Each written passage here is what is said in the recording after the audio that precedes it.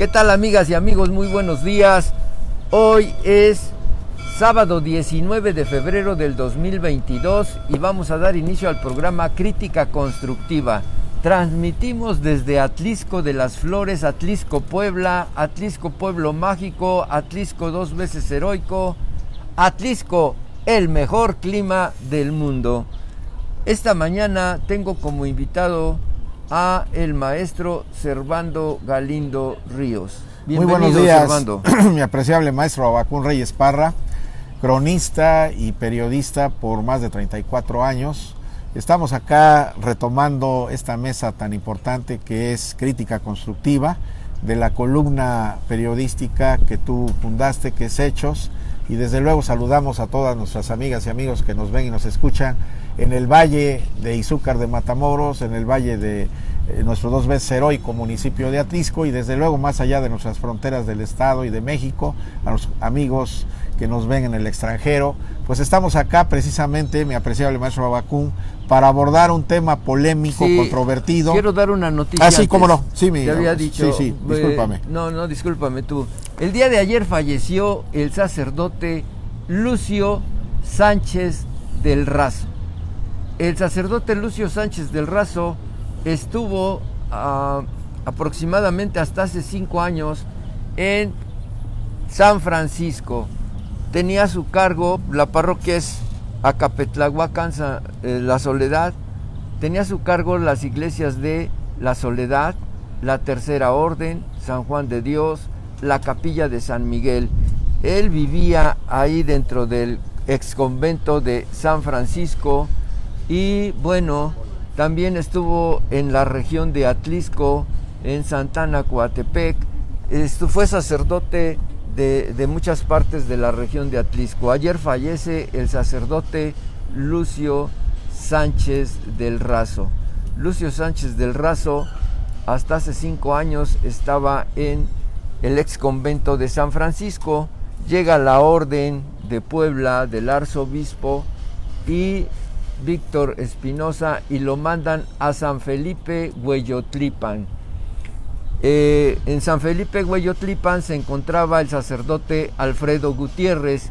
Entonces prácticamente Alfredo Gutiérrez viene a San Francisco. Le mandamos un saludo a Alfredo Gutiérrez y nuestro más sentido pésame a la familia del sacerdote Lucio Sánchez del Razo, que a lo mejor usted lo conoció porque generalmente daba sus misas en San Francisco a las 7 de la mañana, a las 8 bajaba a San Juan de Dios y así recorría. También le tocaba la capilla de la Chapulapa, la capilla de las monjas. Era un sacerdote muy dinámico. Le mandamos nuestro más sentido pésame y nuestro abrazo de condolencia a su hermana Judith Sánchez del Razo y a sus sobrinos, a Giovanni y Alberto Zapata. Alberto Zapata es un conocido locutor de la radio Sol FM y usted lo conoce como el Borrego de Oro. Bien, pues ya está usted informado del fallecimiento del sacerdote Lucio Sánchez del Razo, que el día de ayer ya está al lado de, pues seguramente se fue al cielo porque ya está al lado de Dios, porque fue un sacerdote siempre muy dinámico. Ya le abrió las puertas de San la Pedro. gloria. Bien, un abrazo a Judith, a Giovanni y a Alberto. Y ahora sí vamos a dar inicio con el tema de hoy, maestro Servando. Muy buenos días, amigas y amigos. Pues nos unimos a este pésame a la familia feligresa, católica, apostólica y romana, de aquí de nuestra región de Atlixco. Trabajó en muchos lugares, sí, también lo conocimos. Una persona muy humana, muy servicial, siempre al lado del prójimo. Bueno, pues nuestros más sinceros y francos pésame a toda la familia católica, apostólica y romana y desde luego a sus familiares directos, consanguíneos. Bueno, entrando en materia, mi apreciable maestro Abacún Reyes Parra, pues tú sabes bien, y lo sabemos todas las mexicanas y mexicanos, que al emitirse la convocatoria para hacer realidad lo que fue la reforma constitucional, para que se introdujera esa iniciativa que envió el licenciado Andrés Manuel López Obrador, presidente constitucional de los Estados Unidos mexicanos, para que ya nadie continúe en la impunidad, ya nadie continúe en la arrogancia, en la soberbia, en la conducta autócrata del presidencialismo, como fueron más de 71 años, o más de 71 años, cuando perdieron la presidencia en el 2000 el Partido Revolucionario Institucional. Bueno, pues con esa ley que se aprobó, esa reforma constitucional, tenemos una ley de la consulta popular que precisamente pues es un ejercicio de revocación de mandato. Quiere decir esto que es algo inédito, aunque en nuestra Constitución estaban las figuras de plebiscito y referéndum, pero definitivamente no estaba reglamentado. Entonces esto nos va a permitir a todas las mexicanas y a los mexicanos poder emitir nuestra opinión a través de urnas receptoras. No es una elección, es un proceso, un ejercicio de democracia directa, que es la revocación de mandato. Y bueno, pues nosotros que estamos inmersos en la construcción de la unidad, de cerrar filas, de que juntos hacemos historia, y desde luego de que estamos por la cuarta transformación, pues indudablemente que sin violar ningún precepto legal, pues queremos promover, queremos difundir, como lo está haciendo ya el Instituto Nacional Electoral en todo el país y a través de todos los medios masivos de comunicación, plataformas y redes sociales, pues señalarle a todos los amigos y amigas, a todos los ciudadanos y ciudadanas de los 21 municipios de este distrito 13 con cabecera en el 2 veces heroico municipio de Atlixco, que abarca las dos grandes regiones de Izúcar de Matamoros. 13 municipios están ahí ubicados y 8 municipios en la zona o región de Atlixco. Entonces, convocarlos, exhortarlos, invitarlos para que efectivamente salgamos el próximo domingo 10 de abril, una fecha emblemática, como ya lo hemos mencionado, porque también es un aniversario más del asesinato de Atila del Sur, el general Emiliano Zapata Salazar. Y bueno, pues con esta fecha tan importantísima de un generalísimo de los ejércitos del sur, pues también se va a llevar a cabo la revocación de mandato, y los convocamos a todos los amigos y amigas que nos ven y nos escuchan, a todo tu público inteligente de este gran columna vertebral que es Hechos, y de esta crítica constructiva, mi apreciable maestro Bacún, para que salgamos el día domingo a decir sí, que continúe nuestro presidente constitucional de los Estados Unidos mexicanos, el licenciado Andrés Manuel López Obrador, que por cierto tiene una amplísima aceptación a pesar de todos sus apologistas y detractores, pero que han estado, a pesar de tanto escándalo, así porque es, son verdaderos escándalos a nivel nacional. Así es. Pero, sí, pero a pesar de todo, pues ahí se mantiene, ¿no? Sí, porque la opinión pública, los seguidores, se han convertido ya en algunos en fanáticos completamente, un fanatismo tremendo. Si tú publicas algo en contra de AMLO, se te van encima, pero con todo, te insultan, te agreden. No. Sí. Es algo realmente, tenía años que no se veía tanta idolatría a un presidente, tan aceptado. a un presidente que puede hacer y deshacer, irse en contra de periodistas, pero así de manera descarnada, y bueno, la gente está contenta con esa exhibición que hace cada mañana en la mañanera. Sin embargo, pues ahí están los números, no mienten, la aceptación es enorme. Quiero que nos expliques qué es la veda electoral, por qué hoy todos a nivel nacional estamos en una veda electoral. Los gobiernos de los estados, los gobiernos municipales no pueden publicar, no pueden hablar de obra pública, no pueden hablar de ciertos temas, pero sin embargo solo se puede hablar de educación, de cultura, de salud y de obra pública no. ¿Por qué esa veda electoral? Porque yo estoy de acuerdo, vamos a ir a emitir una opinión, vamos a ir a emitir una consulta, vamos a ir a votar el 10 de abril desde las 8 de la mañana, pero sin embargo ¿por qué se da una veda electoral cuando no hay partidos políticos, no hay una contienda donde digas van a favorecer al PRI, al PAN o al PRD? Es un contrasentido, fíjate, desde mi punto de vista, pero legalmente, pues la veda electoral significa y se traduce que está prohibido promover los programas pero ¿por qué exactamente? Federales, Quiero estatales. Que nos expliques. La causa es porque recordemos que durante más de 70 años el Partido Único, el Partido Revolucionario Institucional, sus antecedentes... El partido único en el poder. En el Partido Único en el poder, exactamente, el PRI en 1938, Partido de la Revolución Mexicana, y 1929, cuando se fundó su abuelo, el Partido Nacional Revolucionario, pues realizaron todo un tejido de que los sistemas de partidos políticos prácticamente no existían. Claro. Y entonces, pues había muchas anomalías, muchas irregularidades, muchas violaciones a la ley, que incluso pues estaba hasta en manos del Poder Ejecutivo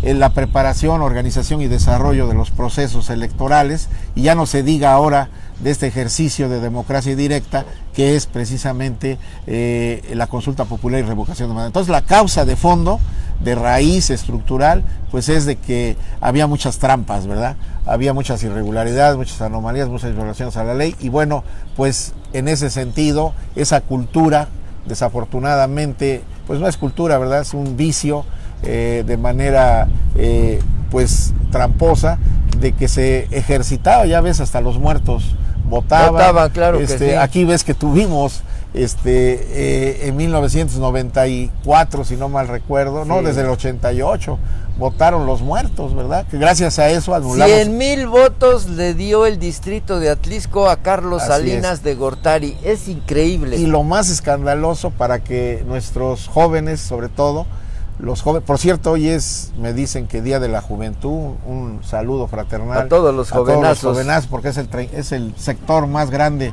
de la población, el 34%. Ahora ya también se les dice chavorrucos a los de cierta edad. Exactamente. A los jovenazos. Entonces, y a los chavorrucos. Ahora es el Día de la Juventud de manera internacional, y pues un saludo, una felicitación para todos ellos, que se sigan desarrollando, que sigan creciendo en todos los ámbitos. Entonces, esa es la causa de fondo, mi apreciado el maestro Abacún, porque aquí ves que anulamos una elección, retuvimos la constancia de mayoría en el 88, te acordarás, que ahora sí que callaron toda la élite en ese tiempo del poder de la CROM, ¿verdad?, del cacicazgo, del PRI, callaron todas sus voces y se tuvieron que aguantar porque se retuvo la constancia de Serafín Sánchez, precisamente porque demostramos, aunque no había ley de medios de impugnación, demostramos que los muertos votaron, ¿verdad?, que el padrón prácticamente, pues... También se anuló una elección. Y anulamos la elección, sí. La de 1994, ¿te acordarás? Sí, todo eso lo nos rebasamos. Entonces, esa es la causa, amigas y amigos, la causa de que ahora el INE, que por cierto está peleado con el Poder Ejecutivo, no debería de ser eso. Yo creo que la concordia, la racionalidad, la inteligencia y la legalidad, ¿verdad? Pero es que la ley en la mano. Mira, el secretario de Gobernación se le va a la yugular a Lorenzo Córdoba. Sí, hay una confrontación. Y también el mismo AMLO, o sea, los descalifica y, bueno, es una institución, desde Woldenberg, para mí, fue el que mejor ha tomado presidente. la credibilidad de salvaguardar las elecciones de la manera como hasta hoy hemos llegado. No se habla ya de tanto fraude, ya de tanto rebatinga, carruseles, ratón loco. Todo eso se acabó. Y entonces, para mí, el INE es una institución que debe ser salvaguardada porque es la única garante de unas elecciones bien en nuestro país. Sin embargo, bueno, pues ahí está. Tú sabes bien que aquí, por ejemplo, Nachito Calderón, le mandamos un saludo al licenciado Ignacio Calderón. Un gran profesional. Un gran profesional aquí en el INE, el vocal 13. Ejecutivo del Distrito 13 del INE en Atlisco. Un saludo al licenciado Ignacio Calderón.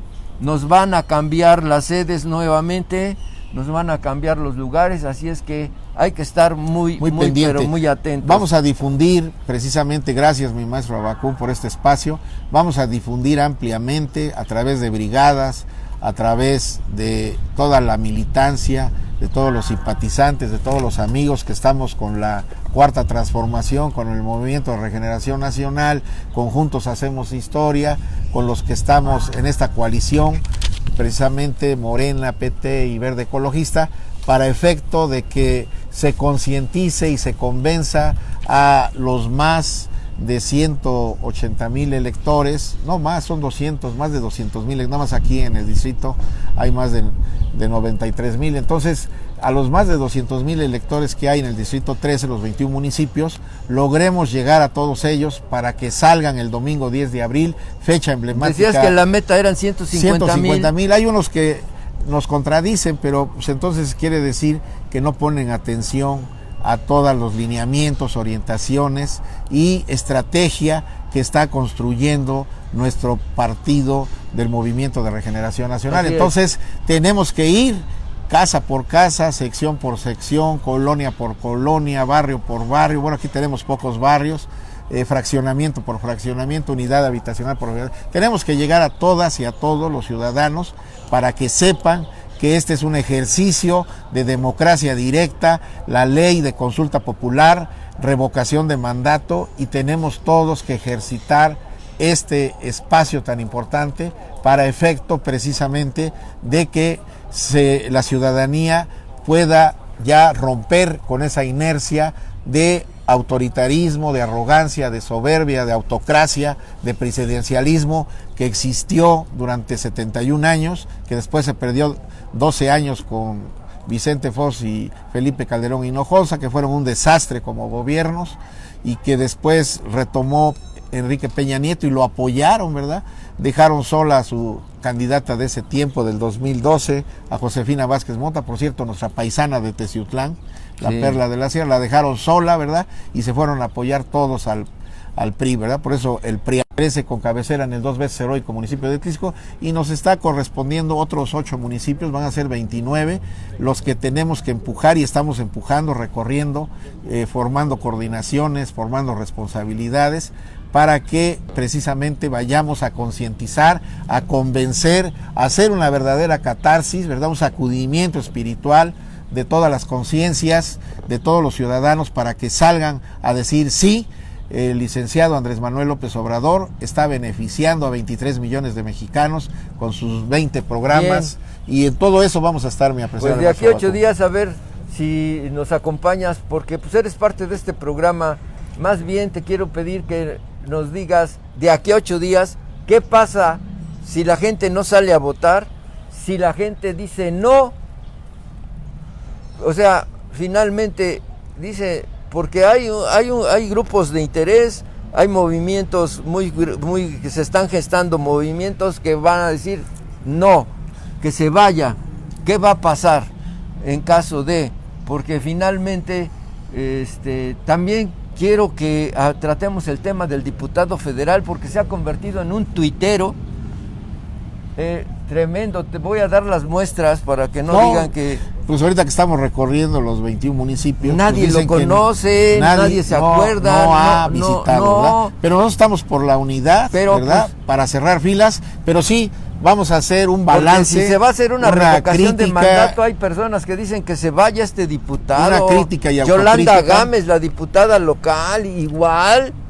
¿Qué está pasando? Sí, tenemos que ejercer la crítica y la autocrítica para todos nuestros representantes populares. Yo ni conozco a Yolanda Gámez, una sola vez estuvo aquí conmigo, sí, y después la invité, y mira, con una pobre campaña, campañas grises de ellos, ganaron.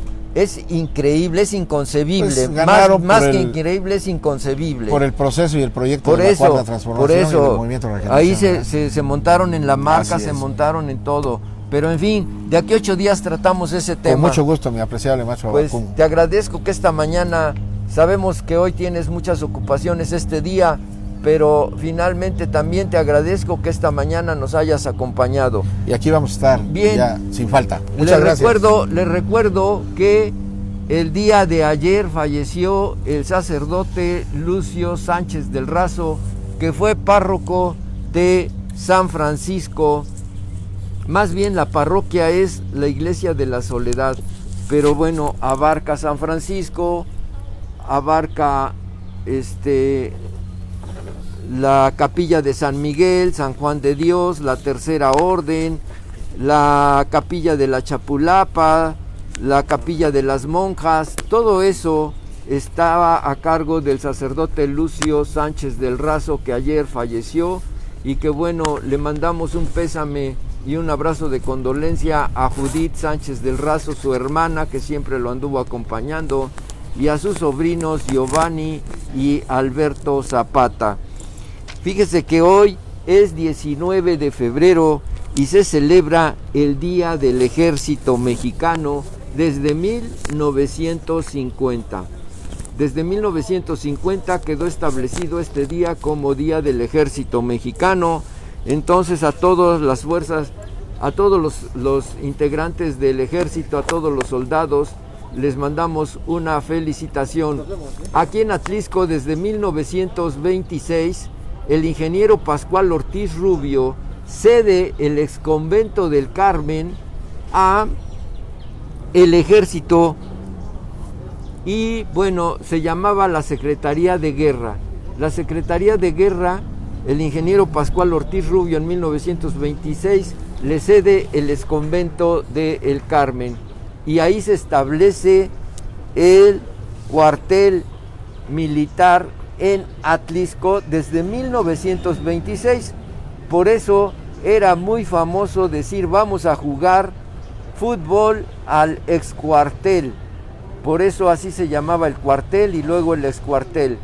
En la década de los 60, la CROM de Atlisco le dona todos esos terrenos de la Valle Sur al ejército mexicano para que ahí se estableciera el cuartel, que fue por muchos años el 9º Regimiento de Caballería, después el 9º Regimiento de Caballería Motorizada, y le mandamos una felicitación a todos los integrantes del ejército mexicano.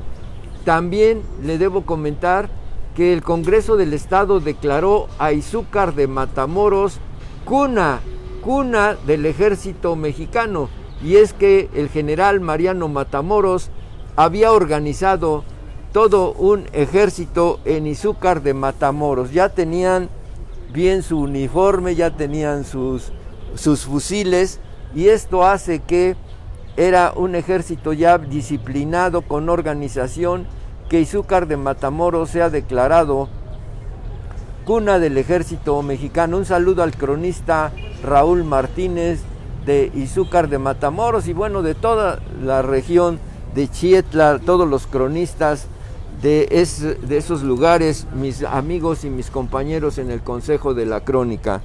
Bien, pues ya está con nosotros el doctor José Manuel Meneses.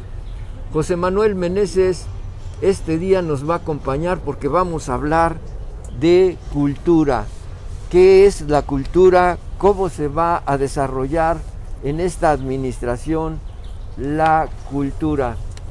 Déjame decirte, doctor José Manuel Meneses, que en Atlisco siempre hemos tenido la fortuna de que al establecerse las 7 fábricas, ¿estás bien sentado o te acercas? Las 7 fábricas, vinieron personas de varias partes de la República Mexicana y de toda la región de Tlaxcala, de los Cholulas, de Veracruz, de Oaxaca, y se establecieron en estos lugares. Y, por ejemplo, en Metepec, que era la fábrica más grande de toda la región, nos trajeron su música, sus deportes, sus tradiciones, sus costumbres, que ya tenían en otros lugares, y entonces aquí se desarrollan grupos musicales, orquestas. Bueno, Metepec tuvo hasta una filarmónica, la fábrica de Metepec.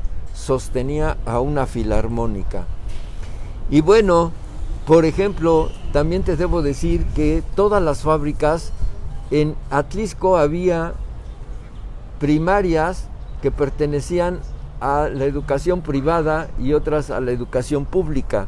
Dentro de la educación pública había las escuelas oficiales, las escuelas federales y las escuelas artículo 123, porque estas eran subsidiadas y costeadas su educación por las fábricas textiles. Las 7 fábricas textiles tenían sus escuelas. Y así te puedo decir que la fábrica de León tenía su escuela José María Morelos y Pavón. La fábrica de La Carolina tenía su escuela 1 de Mayo. La fábrica de La Concha tenía su escuela Vicente Guerrero. La fábrica de Metepec tenía su escuela Belisario Domínguez. Pero digo tenía porque ellos les pagaban a los maestros sus salarios, pero también a la gente de intendencia les pagaban sus salarios, pagaban todo el material didáctico que se empleaba. Por ejemplo, también apoyaban la cuestión de los bailables. Teresa Lezama, una abogada muy conocida en Metepec, recuerda que cuando salían los bailables de niña, la Academia de Corte de Metepec les hacía su vestuario para los bailables. Los obreros no gastaban en los bailables. Entonces, siempre tuvimos una educación y por lo consiguiente mucha cultura en Atlixco. En Atlixco tuvimos la oportunidad de que en la década de los 40 se crea el Jardín de Niños Justo Sierra y en Metepec el Jardín de Niños Metepec, que está a un lado de la iglesia. Siempre hubo jardines de niños en Atlixco, lo que en Puebla no. Entonces sí hemos tenido unos avances en lo que es la educación y cultura. Se me olvidaba decirte que en la fábrica de El Carmen también había una escuela primaria que se llama Virginio Ayaquica, y así se llamaba el líder de la fábrica, era don Virginio, todo el mundo le decía don Virginio. Entonces el señor Virginio Ayaquica logra que la escuela, aunque él dice que no quería, hay obreros que todavía dicen que no quería, logra ponerle su nombre a la escuela primaria. En El Carmen hay una escuela primaria que se llama Virginio Ayaquica, y era el líder del sindicato de El Carmen. Entonces, pero fíjate que en El Carmen también se da una cosa. Hay un jardín de niños que se llama Beatriz Jiménez, viuda de Hernández. Y Beatriz Jiménez, viuda de Hernández, del jardín de niños de El Carmen, era la mamá de Antonio J. Hernández, el líder nacional de la CROM. Pero además, en Rancho Gamboa hay un jardín de niños que se llama Josefina Ochoa Olmedo y que la administración actual le acaba de dar un aula didáctica. Josefina Ochoa Olmedo era la mamá del líder de la CROM y de la Concha, de la fábrica La Concha, Eleazar Camarillo Ochoa. Entonces, hay líderes que lo que hacen es ponerle los nombres de sus madres a algunos jardines de niños, como es el caso muy específico del Jardín de Niños del Carmen, Beatriz Jiménez, viuda de Hernández, la mamá de Antonio J. Hernández, y Josefina Ochoa Olmedo, la mamá de Eleazar Camarillo Ochoa. Ante este panorama lleno de cultura y lleno de educación, ¿qué es lo que los proyectos que tienen de cultura? Ahora sí te dejo el uso de la palabra ya con estos antecedentes. Bienvenido. Muchas gracias, José profesor. Manuel, doctor. Un gusto estar con usted y es un placer escuchar, de verdad, la cultura que hay en Atlixco es desbordante. Me parece que la riqueza que encontramos nos permitiría hablar por mucho tiempo acerca de diversos periodos y efectivamente la cultura es uno de los ejes principales de los trabajos que nosotros estamos realizando En un primer momento, fíjese profesor, cuando yo llegué aquí a Atlixco, pues me di cuenta que hay tanto de dónde escoger, que de pronto definir un camino unidireccional es muy difícil. Hay tantas cosas de las que nosotros podríamos hablar, tanta riqueza, que de repente uno se siente pues maravillado, pero también un poco abrumado debido a la riqueza, a las opciones, a los periodos. Y fíjese que a propósito del día lunes 21 de febrero, Día Internacional de la Lengua Materna, pues yo les podría comentar un poco acerca de este proceso en el que nosotros estamos tratando de darle identidad a una administración, pero una identidad cultural. Sí. Yo creo que eso sería lo primero. Nosotros hemos querido encontrar ciertos elementos históricos que como usted bien menciona, en el municipio hay de sobra, ¿no? Podríamos haber escogido muchos. Sin embargo, yo creo que podríamos seguir esta cronología tradicional de la historiografía occidental, ¿no? De la idea de dividir en periodos. Sí. Y en Atlixco los tenemos muy claros, ¿no? El periodo prehispánico, que es una riqueza desbordante y que es donde nosotros hemos querido también buscar un poco. Hurgar. Porque la identidad del atlixquense pues se enriquecería mucho si el atlixquense fuera capaz de reconocerse en ciertas formas, en ciertos íconos, en ciertas figuras, en ciertas imágenes representativas de lo que ha sido su pasado. Entonces el periodo histórico de la época prehispánica a mí me parece que es riquísimo e inagotable en Atlixco, y hemos querido fundamentar un poco la identidad de la administración yendo hasta allá atrás. Nosotros le comentaba, tomando en cuenta en este caso que amablemente usted me ha invitado a su programa, coincide que el día lunes será el Día Internacional de la Lengua Materna, y efectivamente en Atlixco tenemos un pasado riquísimo en cuanto a las lenguas originarias se refiere, específicamente a la lengua náhuatl, que es una lengua que todavía hoy está viva y que nos permite enlazarnos con ese mundo prehispánico. Lamentablemente al día de hoy, esto es una situación a nivel nacional, las lenguas originarias están en peligro. Muchas de ellas se están extinguiendo, de acuerdo a los estudios que nos presenta la UNESCO a nivel mundial.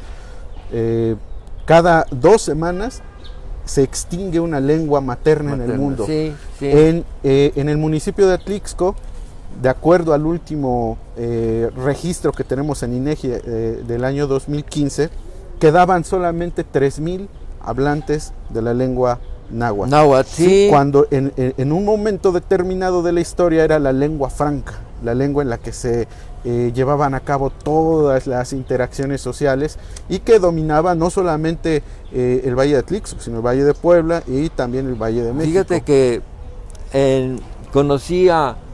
tenía un amigo que se llamaba Rigoberto Cano. Él era antropólogo.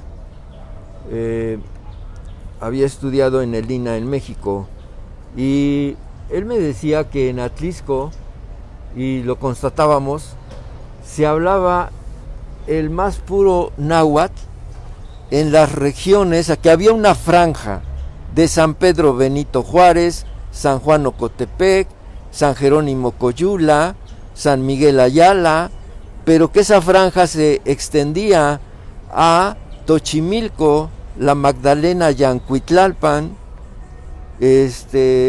varias regiones de Tochimilco, así, y hasta llegar a algunos lugares de Huaquechula. Claro. Entonces, todo eso se fue perdiendo. Claro. Se fue perdiendo, pero déjame decirte que en San Pedro Benito Juárez hay una persona que se dedica a promover la enseñanza del náhuatl. Cuando en los 70s todo mundo hablaba náhuatl en San Pedro Benito Juárez. Imagínate todas esas personas que se iban a México y pues se contrataban como policías o se contrataban como soldados dentro del ejército mexicano, hablando del ejército mexicano. pero muchos se fueron a Estados Unidos y se llevaron el náhuatl. Y esos son, de aquella época, son trilingües porque aprendieron el inglés, se llevan la lengua materna, que es el náhuatl, y el español. Y entonces esas personas son envidiables porque son trilingües, ¿no? Claro, claro. Así es, profesor. La movilidad y las condiciones laborales, la migración, fenómenos como la migración han determinado que la lengua náhuatl en Atlixco prácticamente está extinta. De una población de más de 140,000 habitantes, únicamente quedan 3,000. Sí, habría que rescatar, habría que hacer estos claro, esfuerzos, de ¿no? hecho, es lo que le iba a comentar en este sentido, tomando en cuenta el Día Internacional de la Lengua Materna, la riqueza prehispánica que hay en Atlixco. Nosotros vamos a promover un curso de náhuatl que voy a impartir yo personalmente, y va a ser un curso gratuito. La idea es que todo aquel que esté identificado, que quiera reconstruir su pasado, reconocerse en sus raíces, tenga la oportunidad de venir y aprender los lineamientos básicos de la lengua, Sí. si bien así le parece. Y en este sentido, yo le comentaba que estamos buscando darle identidad a esta administración, buscando en la historia, pero obviamente la riqueza es tal en Atlixco que aquí nosotros ni siquiera tenemos que hacer una investigación minuciosa porque está por todos lados. Un ejemplo que le voy a poner, profesor, la toponimia de la región Sí. desborda cultura. Prácticamente todos los nombres que yo encuentro cuando llego al municipio, prácticamente todos están en náhuatl. Atlixco, ahora usted mencionaba Yancuitlalpan, mencionaba Axocopan, Atoyatempan. Prácticamente toda esta cartografía, Sí. esta manera de comprender el mundo sigue vigente. La gente todavía ubica las regiones, los lugares con estos nombres náhuatl. Sería interesantísimo lograr que nuestros habitantes, aparte de reconocer geográficamente estos lugares, los reconocieran por su identidad, profesor, porque es muy importante esos marcadores que nuestros antepasados iban poniendo a través del uso del lenguaje náhuatl a Sí. los lugares, porque denotaban ciertas características. Por ejemplo, el caso de Yancuitlalpan, a un nahuablante como en este caso a mí, me parece inmediato que se está refiriendo a una tierra nueva. Yancuic, nuevo; Tlalpan, tierra. Entonces, yo voy a los códices, por ejemplo, en este caso la matrícula de tributos, que es una de las fuentes Sí, inagotables, y encuentro los topónimos, los glifos topónimos. Los glifos, sí sé a lo Y que te en ese refieres. sentido, esa riqueza cultural que había en México prehispánico sigue vigente, porque nos siguen dando marcadores. Por ejemplo, Axocopan, el lugar donde el agua se arremolina. Yo, que no soy originario de Atlixco, llego, escucho eso y digo, en ese lugar el agua se arremolina. Axocopan, Agua de Ac agria. y Xocotl, ¿sí? Agua y agria entonces también. yo llego Sí. y me encuentro que ahí hay un manantial donde efectivamente yo puedo ir a asomarme, el agua está naciendo y se está arremolinando. Incluso me han dado de beber de ese manantial. Una riqueza enorme. Posteriormente yo escucho a Atlixco y veo que los componentes siguen estando vigentes. Atlixco viene del náhuatl atl, que significa agua. Ixtololo, tal como lo dice el glifo que está aquí de una manera preciosa, pintado, retratado en el Palacio Municipal, que es como un ojo. Ixtololo en náhuatl significa ojo, y el locativo co. Y yo me doy cuenta que en este municipio, lugar, a mí me sorprende, porque como le comento, pues yo no soy originario de Atlixco, pero a mí me sorprende ver cómo el agua desborda por todas partes. Yo he caminado por diversas avenidas y veo que todavía en las acequias hay manantiales vivos, ¿no? Que no son artificiales, sino que el agua está manando, tal como lo dice el nombre. Así es. Entonces, a mí me parece que el proceso de darle identidad a una administración debe de ser de esa manera, voltear a la cultura local, a los elementos propios, y no como en otras latitudes o en otros modelos administrativos que quieren traer lo extranjero, que quieren basar sus prácticas, sus modelos culturales, pedagógicos, en elementos que no son nuestros, y nos quieren enseñar Montessori, nos quieren enseñar, cuando nosotros aquí tenemos infinidad de elementos que podrían dar una riqueza, digamos, un sello propio a una administración, a un ejercicio político, volteando a su propia historia. A mí me da mucha tristeza ver, cuando he revisado la documentación oficial del municipio, de administraciones anteriores, que la historia prácticamente había quedado de lado. Yo veía, por ejemplo, sus imágenes institucionales, sus logos, Sí. y prácticamente no hay nada. En el caso de nosotros hemos querido incluirlos, incluso a partir de elementos clásicos, ¿no? Por ejemplo, usted va a encontrar en la imagen institucional una lectura glífica de lo que es el cerro de Macuilxóchitl, que Sí. actualmente se conoce como San Miguel. Hemos puesto 5 flores que en náhuatl se lee Macuil. Se, Ome, Ye, Nahui, Macuil, y pusimos la figura de la flor para que se lea Macuilxóchitl. Y entonces el entendido en náhuatl, el que conoce la lengua náhuatl y conoce la lectura de códices, va a identificar que de inmediato nos estamos refiriendo a Tlixco utilizando las propias El herramientas Macuilxóchitl-Tepetl. culturales que aquí encontramos. Entonces, podríamos pensar, profesor, que lo que queremos hacer es voltear hacia nuestras propias, digamos, hacia los propios elementos que nos da el municipio, Sí. que son inagotables. Mira. Y en ese sentido, pues, creo cuando que tú dices que se desborda el agua, viene a mi memoria, por ejemplo, hay todavía habitantes que recuerdan que en el área de Agua Verde del Ahuehuete, el agua se encontraba a medio metro. Si tú rascabas medio metro, el agua brotaba.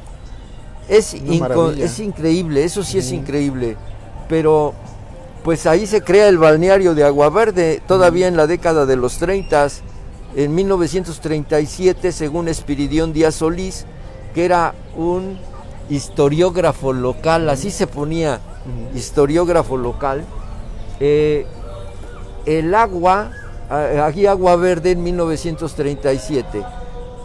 Entonces recuerdan gentes que dicen que rascaban 1 metro y encontraban agua en toda esa área del Ahuehuete. Pero si te ibas a Xocopan, hay en esos libros de 1930, hay una leyenda que habla de los adoradores del agua en Xocopan.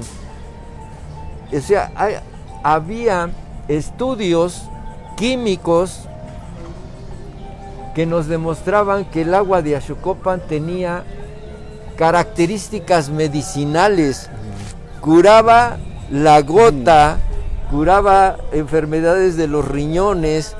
Y bueno, los baños de agua fría en el balneario que conocíamos como Xocopan, ahí donde tú dices que entras al manantial, y más adelante había una alberquita ahí muy rústica.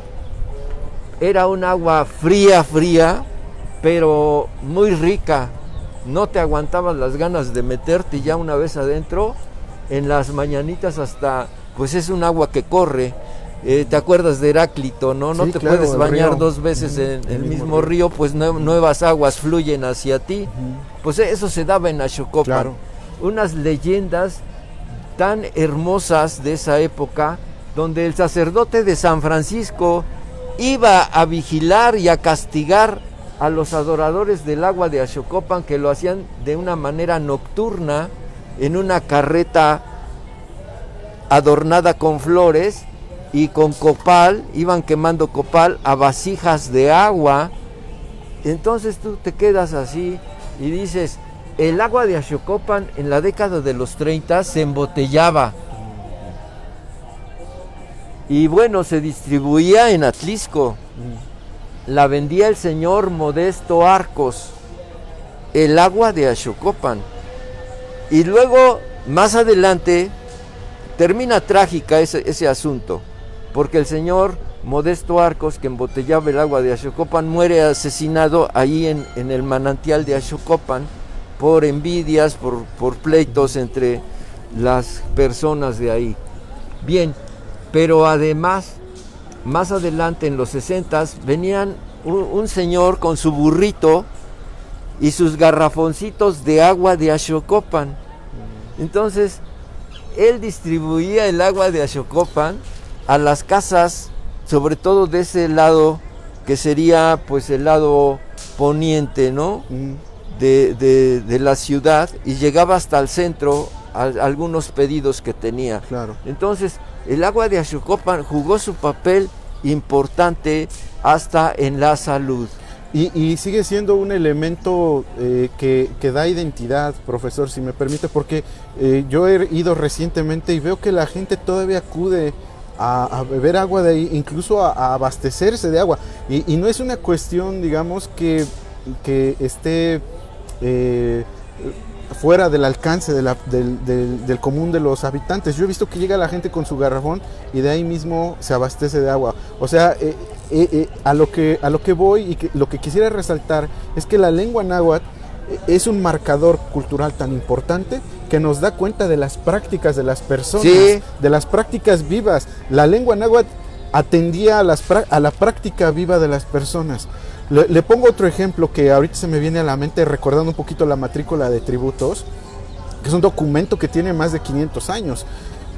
De este lado de Caleras, yo encontraba en la matrícula de tributos un cerrito, la típica versión glífica del cerro, ¿no? El tepet, sí, náhuatl, que es muy sencillo, tal cual el perfil de un cerrito, pero en la matrícula de tributos aparece con una cabecita de mujer encima. Y entonces yo decía, a esto se debe de leer como Sohuatepetl o el cerro de la mujer. Posteriormente yo voy para Caleras y digamos que en el contacto con la gente que vive en esta región, me comentan que ellos conocen al cerro como el Cerro de la Mujer o Sohuapile. Y entonces yo digo, bueno, pues esto hace totalmente sentido, porque ya esto venía, Soapile es como la mujercita, sí, y me platican historias que bueno, dan sentido a ese elemento glífico que tiene más de 500 años. O sea, ellos piensan que en el cerro habita una mujer. sí. Y obviamente hay muchísimas leyendas, ¿no? Estas leyendas eran comunes en todo lo que es el altiplano central mexicano. Fíjate, ¿sí? Que Acuitlapilco, me estaba acordando allá en Tlaxcala, en las faldas de la Malinche, donde se junta un cuerpo de agua, una laguna muy bonita de Acuitlapilco. Tienen una leyenda parecidísima, ¿no?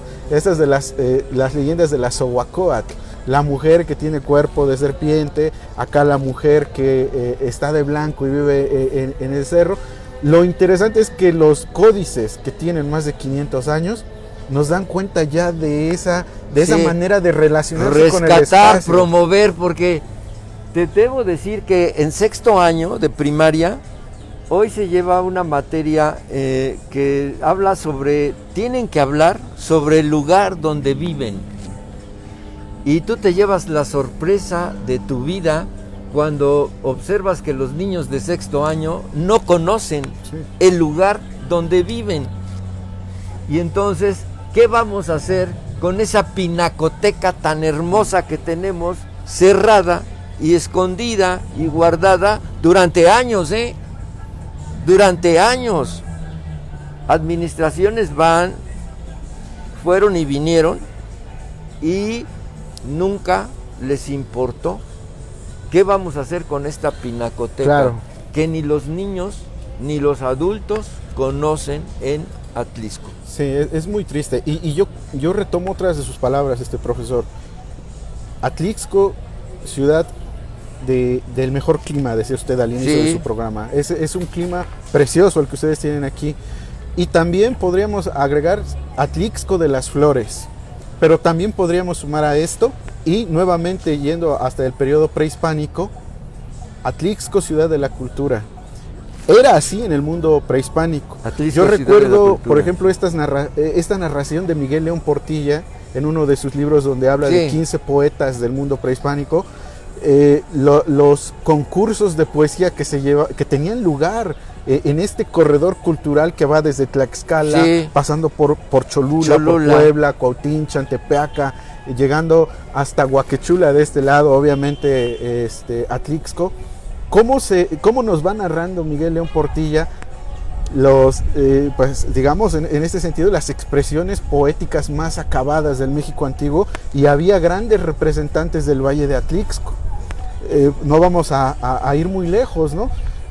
Huejotzingo, Calpan, Atlixco hicieron un corredor cultural muy importante durante el último siglo del Imperio Mexica, y había una unidad cultural.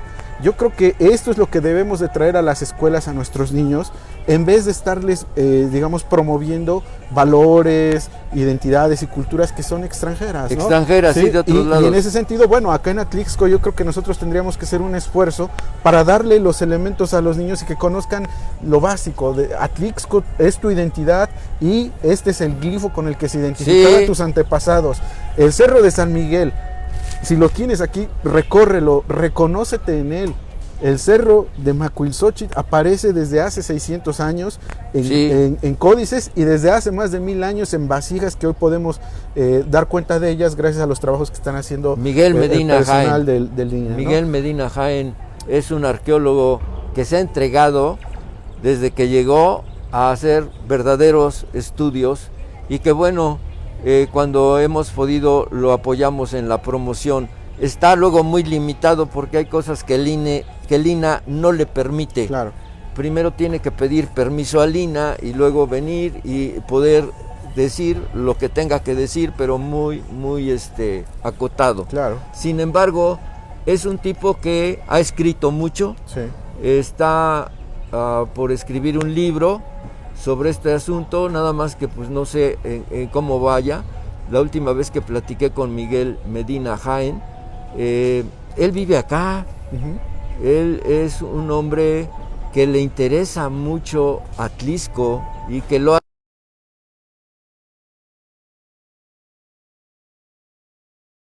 que nos dice de estas vasijas que son propias de una cultura en Acapetlahuacan, ya deslindado de los mexicas, de los cholultecas, de los huejotzincas, nos hace ver que tenemos una identidad propia, Claro. que tenemos que ir promoviendo, sacándola para que la gente la conozca.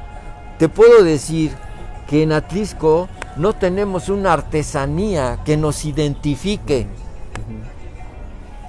Pues hay intentos. Mira, quien hace las mojigangas de la hoja del elote, ¿no? De la mazorca, perdón.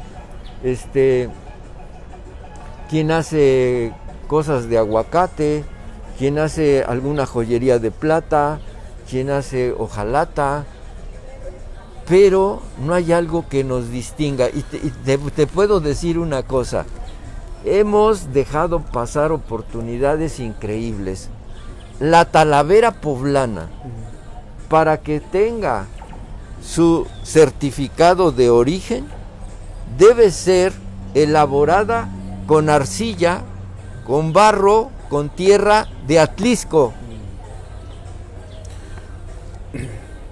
Sí, es sorprendente, es sorprendente. Entonces, sin embargo, dices, ¿cómo es posible que teniendo la tierra, la materia prima, no se haga? no se haga la talavera atlixquense, Claro. que nos identifique? Porque Izúcar de Matamoros tiene su árbol de la vida, Claro. tiene sus trabajos de barro, pero nosotros no tenemos una artesanía que nos identifique ante el mundo, ante el estado de Puebla. Claro que sí, profesor. Mire, es parte yo creo que del trabajo que tenemos que hacer, ir hacia nuestras raíces, porque los registros en este sentido son muy claros. Esta región era una región riquísima en alfareros. Sí. Usted bien lo dice, ¿no? La tierra de aquí se ha distinguido por su calidad. Y tenemos los registros ya muy bien estudiados de cómo era la alfarería típica de esta región. De hecho, en el Museo Regional de Cholula tienen algunas piezas que son de esta región. Sí. Y se ha identificado muy bien que digamos, en ese entonces pues no era la alfarería otra cosa, sino parte de la vida cotidiana de las personas. Y esa alfarería era de este barro muy fino que usted menciona, pintado como naranja, casi Sí. dando esta colorimetría clásica, ¿no? El barro naranja que le llaman, pero con negro. Únicamente era de dos colores, negro con naranja. Y está súper bien estudiado. De hecho, platicando con el arqueólogo Miguel, me comenta que prácticamente todo lo que él ha recuperado sigue este patrón, ¿no? Y Sí. así está documentado. ¿Por qué no ir a estas fuentes, estudiar lo que ellos ya hacían y replicarlo? Ahora, no es que no lo tengamos, profesor, desde mi perspectiva es que lo tenemos que recuperar. En algún momento se interrumpió, Sí. y lo sabemos muy bien. Se interrumpió porque a la llegada de los españoles, esa fuerza laboral que estaba trabajando en la alfarería fue redireccionada hacia los trabajos Claro, del campo, ¿no? Para claro, obtener claro. todas estas ganancias, No, pues, en el contexto de las encomiendas sí. y todo este gran proceso de transformación de la capacidad productiva que ocurrió a la llegada de los españoles. Sí. Entonces se abandona ese arte, se abandona esa capacidad técnica que tenían y que distinguía a los alfareros de Atlixco, y se redirecciona su fuerza Pero laboral fíjate hacia que en la otra- región, por ejemplo, tenemos en Atzicihuacán a San Juan Amecac. San Juan Amecac siguen elaborando las ollas, los jarros, las cazuelas de barro. San Marcos Acteopan. Habría que recuperar. Todavía ahí se conserva, pero aquí en Atlixco se fue como, yo diría, pausando, ¿no? Como que alguien volteó y vamos a dedicarnos a las fábricas quebraron, nos quedamos absolutamente sin fábricas y sin esa trayectoria que ya traíamos. Claro, a mí me parece que entonces la labor es recuperar, difundir, porque la riqueza está aquí, como decíamos al principio del programa, pues la riqueza aquí es patente en todos lugares, y hay que recuperarla, difundirla, hacerla que viva una vez más y entregarla pues a los niños para que desde su formación inicial se reconozcan en estas imágenes, ¿no? El glifo de Atlixco a mí me parece que es poderosísimo. Sí, el glifo de Metepec. Es una, en una versión condensa historia, identidad, prácticas, fonética, porque es un glifo fonético, es uno de los glifos más poderosos que yo conozco. Sí. Se pronuncia, se lee, describe, reconoce, identifica, o sea, desborda en muchas dimensiones a la escritura occidental. Bien. Y habría que retomarlo, hacer que los niños lo conozcan, obviamente pues también la población Sí, adulta, porque, bueno, llevarlo a las escuelas, y pues así como nos reconocemos de inmediato los mexicanos cuando vemos la imagen de un águila devorando una serpiente parada en un nopal, también los atlixquenses deberían de reconocerse cuando ven el glifo de Atlixco, donde el ojo de agua está manando, desbordándose y dándole la fertilidad a este valle que todavía hasta hoy lo distingue con este gran clima que usted mencionaba. Bien. Yo Fue pensaba, Alexander Humboldt el primero que habló de el clima tan maravilloso. Vino, hizo unos estudios y fue de los recientes, por decirlo. El primero que habla de un clima estupendo es Fray Toribio de Benavente en sus memoriales. Fray Toribio de Benavente nos describe el clima maravilloso que hay, las aguas cristalinas, la vegetación, las flores, y bueno, ha sido importante. El último en ponerle el mejor clima del mundo fue el extinto licenciado Rodolfo Hidalgo Rojas. Él fue un atlixquense destacado, llegó a ser oficial mayor del gobierno del estado de Puebla, y a él se le atribuye la frase el mejor clima del mundo, al licenciado Rodolfo Hidalgo Rojas. Bien, doctor José Manuel Meneses, algo que quieras agregar. Antes decirte que ha sido un verdadero halago platicar contigo, conversar contigo, porque pues podemos hacer muchas cosas por nuestro bello Atlixco. ¿Algo que quieras agregar? pues simplemente, profesor, reafirmar y confirmar el compromiso con la cultura. En Atlixco no es difícil hacerlo porque, como decíamos, por todas partes tenemos elementos culturales, y simple y sencillamente pues mencionar que vamos a trabajar en este sentido, vamos a ir por periodos. A mí en lo personal me interesa mucho rescatar esta parte prehispánica.